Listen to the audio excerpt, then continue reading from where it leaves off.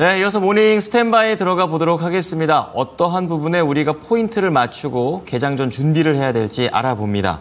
바로자산 운용의 윤정식 상무입니다. 상무님, 안녕하십니까? 안녕하세요. 네. 자, 오늘 기술적인 반등이라는 평가를 받은 미국 증시가 되겠습니다. 그래서 개별 이슈에 집중을 해야 되는 건지 아니면 기술적인 접근을 해야 되는 건지 고민이 되기도 하는데요. 오늘 장 체크 포인트 어떻게 가져갈까요? 네, 이 기술적인 반등, 사실 이 반등을 했는데 어떤 기술이 있는지는 모르겠지만 그런 표현을 굉장히 많이 쓰죠. 많이 떨어졌을 때, 많이 하락을 했을 때 반발 매수다, 기술적 반등이다, 이런 표현을 많이 씁니다. 어찌됐든 상승한 건 좋은 거고요. 그런데 그 상승 이전에 많이 하락을 했었고요. 근데 상승폭이 이 기대보다는 좀 덜 할 때 이런 표현을 쓰죠. 이 많이 떨어졌다가 상승을 할 때 굉장히 많이 상승을 하면 이 기술적 반등이다라기보다는 상당히 좀 크게 반등에 좀 더 포커스를 맞추는데 이 많이 또 하락을 했다가 조금 덜 상승을 했을 때는 기술적 앞쪽에 앞단어 기술적이란 말에 좀 더 포커스를 많이 맞추는 그런 모습들이 있는데 이번에도 반등은 하긴 했는데 이 기술적 반등을 했죠. 시원한 반등이다라기보다는 많이 떨어졌기 때문에 조금 올라왔다 정도의 그런 상황이 미국 증시에서 펼쳐졌습니다. 지난주에 많이 하락했죠. 굉장히 많이 하락을 했기 때문에 이 하락에 따른 반발 매수가 유입이 되면서 기술적인 반등이 있었고요. 종목별로 본다라면 가장 특징적인 게 우리나라에서 사실 최근에 이 국내 증시에서 삼성전자보다 엔비디아라는 종목 얘기가 더 많이 나오는 것 같은데 계속 엔비디아가 더 중요하죠. 지금 국내 증시에서 삼성전자보다 엔비디아의 중요도가 좀 더 큰데 엔비디아가 드디어 반등을 좀 했습니다. 엔비디아가 상승을 했고요. 테슬라도 상승을 했습니다. 상승한 이유를 좀 살펴보면 이것도 사실 어떻게 보면은 역시 좀 이유들은 좀 끼워 맞추기 이 모습이었고 기술적 반등 많이 하락했기 때문에 좀 상승하는 모습들이 엔비디아와 테슬라에 있었고 어찌됐든 엔비디아, 테슬라 상승을 했기 때문에 국내 증시에서 오늘 반도체 관련된 종목들은 분위기가 대체적으로 우호적일 가능성이 상당히 높죠. 그래서 이 반도체 관련된 종목들이 오늘 국내 시장에서 상승할 가능성이 높고 그러면 지수도 올라갈 가능성이 높죠. 삼성전자, SK 하이닉스 어제 분위기가 썩 좋지는 않았어요. 근데 이 종목들, 이 두 종목이 분위기가 좋아진다. 그러면 지수도 상승을 합니다. 그래서 오늘 지수가 좀 올라갈 가능성이 높고 특징적인 부분이 애플이 하락했다가 사실 굉장히 소폭이긴 합니다만 상승으로 전환했다라는 점. 그래서 분위기가 미국 증시에서 가장 중요한 한 7개의 종목들 얘기를 하죠. 그 중에서 한 3종목이 분위기가 좋았습니다. 그래서 이 국내 증시도 오늘 같은 경우는 분위기가 좀 좋을 가능성이 높고요. 어제 국내 증시를 좀 살펴보면 외국인이 삼성전자와 SK 하이닉스 중심으로 매도를 지속했습니다. 어제 외국인의 순매도 금액이 5,400억 정도 됐거든요. 삼성전자와 SK 하이닉스 두 종목 매도한 금액이 이 정도 됐습니다.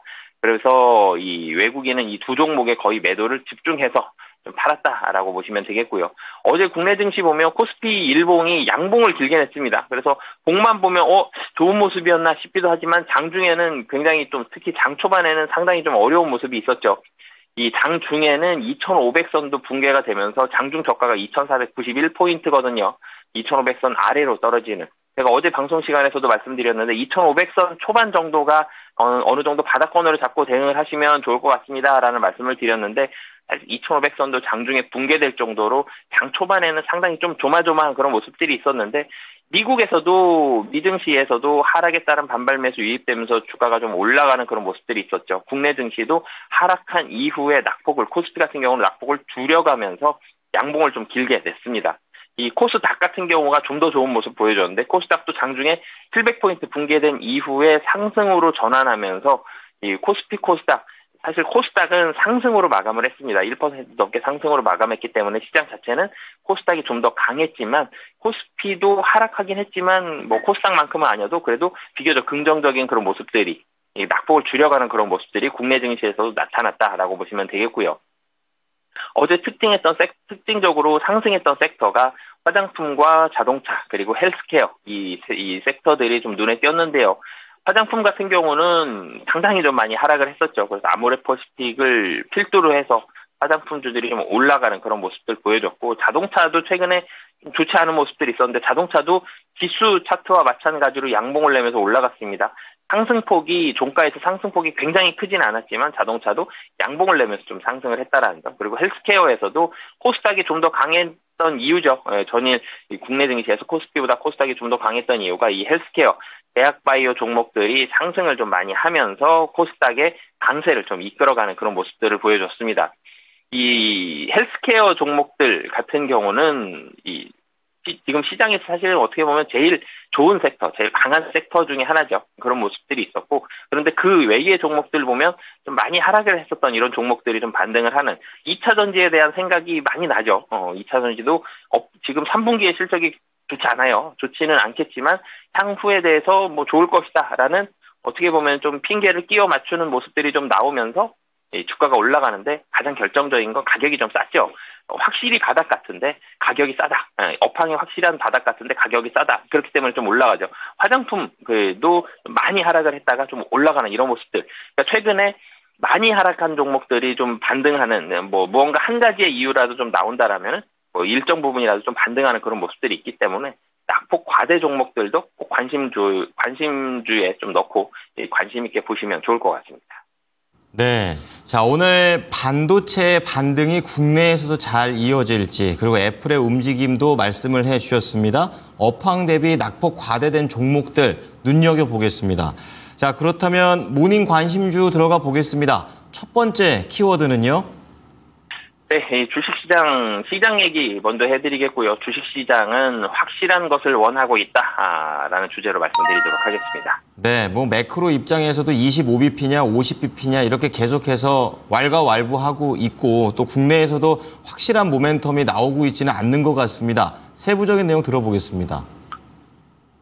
네, 이맘때쯤 되면 사실 FOMC 며칠 안 남았죠. 그러면 시장이 예상을 합니다. 근데 예상이 틀릴 때도 있지만 예상을 하는 이런 기관들이 거의 같은 예상을 하거든요. 25bp냐 50bp냐 동결이냐 이런 주장을 하는데 최근에는 이 25bp와 50bp의 주장이 좀 갈리는 그런 모습들이 있죠.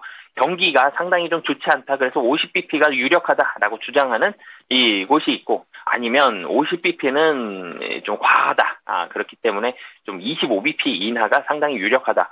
지금 얼마 남지 않은 상황에서도 이 금리 인하는 같은 방향인데 방향은 아래쪽으로 같이 가고 있는데 이 화살표의 길이가 좀 다른 그런 모습들이 나오고 있죠. 지금 주식시장은 좋은 쪽이건 나쁜 쪽이건 사실은 확실한 걸 좀 원하고 있습니다. 만약 고용 지표가 좋지 않다, 그럼 확실하게 좋지 않다, 그럼 시장 충격을 한번 받겠지만 확실하게 좋지 않은데 이 고용 지표를 올리기 위해서 경기 침체를 좋게 하기 위해서 우리는 50bp 금리 인하를 확실하게 하겠습니다. 그래서 경기를 살리겠습니다. 이렇게 하면 시장의 충격이 훨씬 덜 나거든요. 그런데 경기는 안 좋은데 금리는 인하를 하긴 할 것 같은데 라고 점점점이 돼버리면 시장에 대한 모호한 반응들은 이 경기에 대한 모호한 반응들은 시장의 충격으로 다가오는 그런 모습들이 나오고 있죠. 이 실업률 같은 경우는 나쁘진 않았는데 고용이 좋지 않았었죠. 그러면서 이 시장이 8월 5일 급락을 하는 그런 모습들이 있었는데 급락할 때도 주식시장이랑 채권시장 반응이 확 달랐습니다. 전체적으로 금융시장에 대한 충격이 왔을 때에는 주식시장과 채권시장이 다 안 좋았거든요. 근데 이번에는 좀 특징적으로 이 주식시장은 확 떨어졌었는데 채권시장은 이 10년물 금리 같은 경우는 고용지표 발표 전에도 발표 이후에도 큰 움직임이 좀 덜 하거든요. 이 8월 고용 결과에 대해서도 연준에서도 50bp 인하 가능성 언급을 했지만 이런 부분들은 사실 크게 이 시장에 어떠한 확신을 좀 주지는 그런 모습, 못하는 그런 모습들이 있었습니다. 이번 주부터는 이제 연준 인사들의 발언이 금지되는 이런 블랙아웃 기간에 들어가는데 그렇기 때문에 FOMC 결과가 나올 때까지는 증시 분위기 한쪽 방향으로 확 잡고 가기는 만만치는 않죠. 사실 이전에 좀 방향성이 좀 나왔었으면 좀 더 좋았을 텐데 이 50bp냐 25bp냐는 이 계속적으로 금리 인하 발표를 할 때까지 좀 모호한 그런 상황들로 좀 남을 것으로 보여집니다.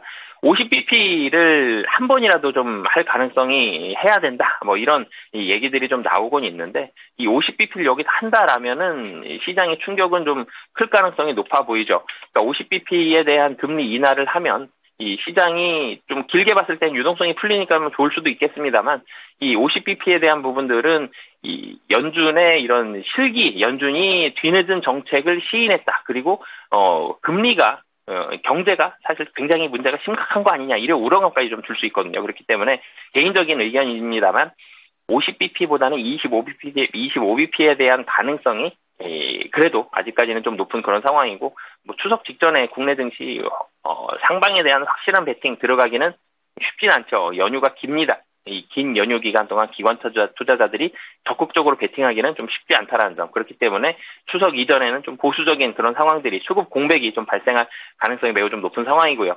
어제도 비슷한 말씀 드렸는데 PBR이 굉장히 좀 많이 떨어져 있습니다. 근데 PBR 얘기 들을 때에는 시장이 조금 더 떨어질 때도 있었는데 조금만 더 길게 보면 거의 바닥일 가능성이 높죠. 지금 PBR이 0.9배 좀 아래거든요. 0.8배 후반 정도 됩니다.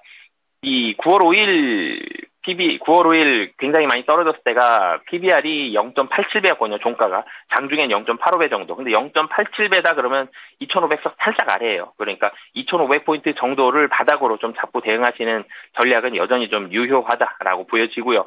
2,500선 아래가 되면 다시 말씀드리지만 다시 2,500선 금방 될 가능성이 좀 높습니다. 그래서 2,500선 아래는 매력적이다. 그리고 지금 만약에 뭐 혹시라도 2,500선을 아래로 간다. 아니면 지금 주식을 사야 된다 그러면 여전히 뭐 상당히 좀 매력적인 섹터는 바이오, 헬스케어 이 종목들, 그리고 밸류업이 모멘텀이 계속적으로 남아있는 그런 종목들, 금융이라든지 지주사라든지 그리고 자동차 같은 이런 종목들 중심으로 해서 좀 관심 갖고 보시면 좋을 것 같고요.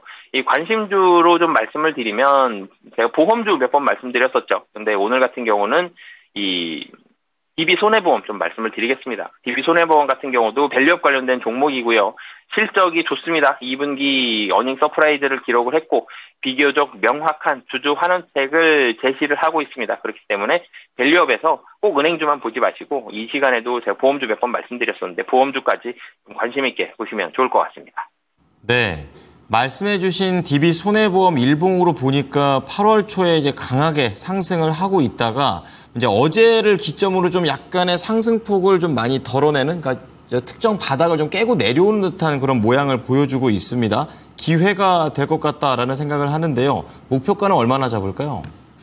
네, 이 어제 특징이 제가 좀 전에 많이 하락을 했었던 종목들의 반등이 좀 나타났다라는 말씀을 드렸었는데 최근에 좀 단기적으로 올라간 종목들은 차익 매물이 좀 많이 나온 것도 어제 장의 특징이었거든요. 그래서 어제는 이 DB손보에 무언가 잘못이 있다, 악재가 있었다라기보다는 조금 상승했었던 종목들은 일정 부분 차익 매물이 좀 나오는 그런 상황이었기 때문에 좀 하락을 했다라고 보시면 되겠고요. 우선은 지금 자리는 61선은 어제 타고 아래꼴을 달면서 좀 올라가는 그런 모습을 보여줬습니다. 그렇기 때문에 61선을 하회할 가능성은 상당히 좀 낮은 그런 상황으로 보여지고요. 정고점이 12만 4천원입니다. 12만 5천원까지 좀 목표가 잡고 우선 대응하시면 좋을 것 같습니다. 자, DB손해보험의 개별적인 악재가 아니었다라고 말씀을 해주셨습니다. 자, 두 번째 키워드 넘어가 보겠습니다.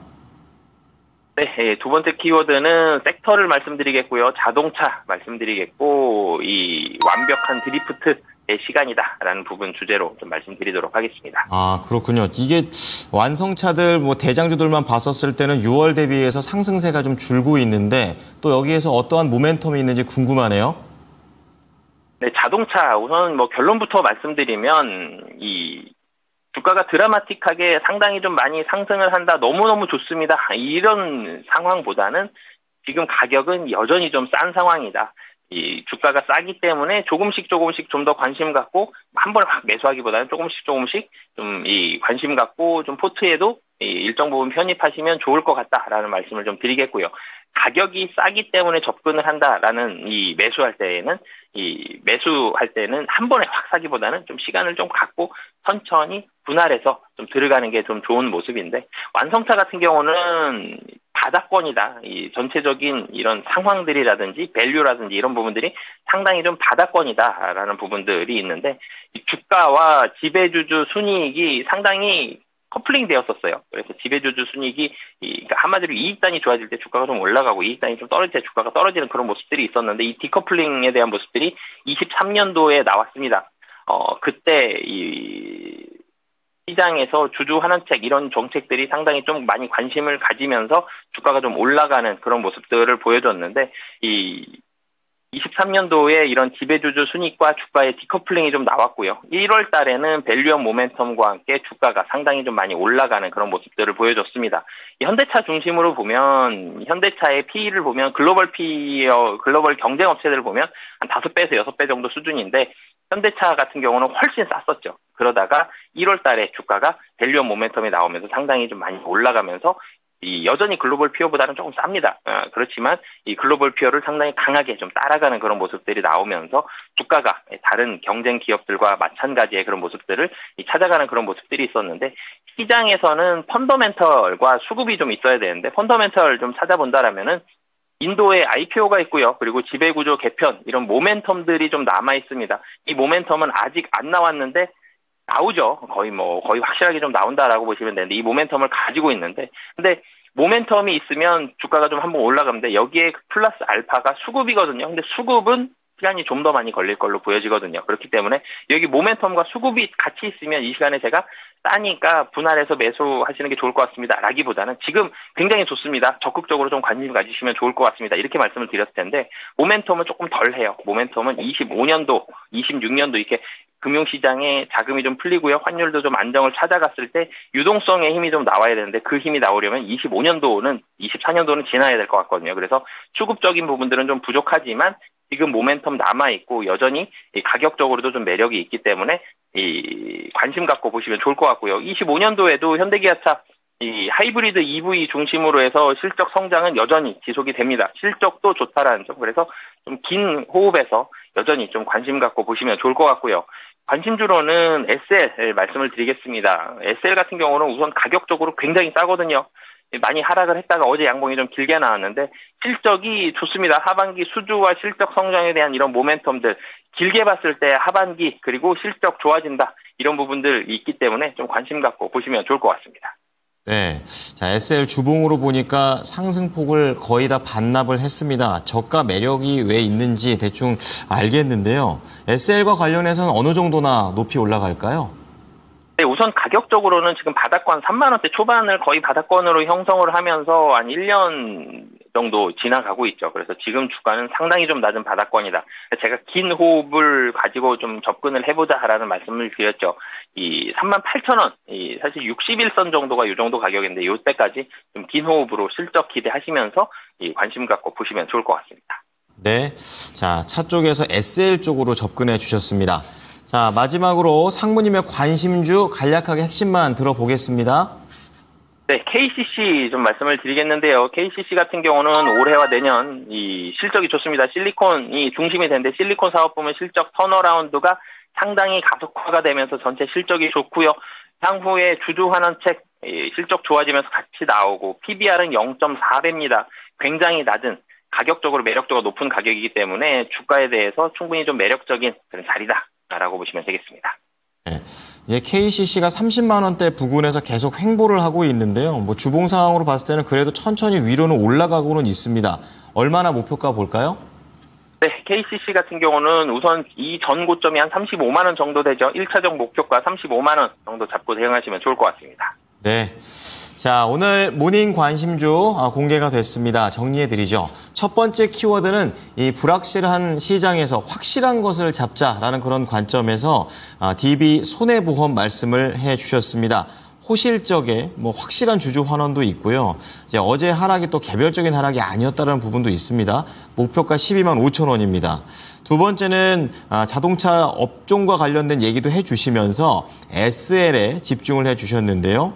저가 매력에 대한 부분이 있고요. 수주나 실적 성장에 대한 부분, 그리고 한 번에 들어간다라기보다는 분할 매수 관점입니다. 긴 호흡에 접근을 했을 때 목표가 3만 8천 원. 마지막으로 관심주는 실적이나 주주 환원 역시 좀 더 확실한 부분에 포인트를 맞춰주시면서 저평가 매력까지 있는 KCC가 되겠습니다. 다시 한번 전고점 노려봅니다. 목표가 35만 원입니다. 상무님, 오늘 말씀 감사합니다. 네, 감사합니다. 네, 지금까지 투자 판단에 도움이 될 수 있는 정보를 제공해 드렸습니다. 하지만 특정 종목의 상승과 하락을 보장하지는 않으니까요. 이 부분 참고해 주시기 바랍니다. 오늘 수익 많이 내십시오. 고맙습니다.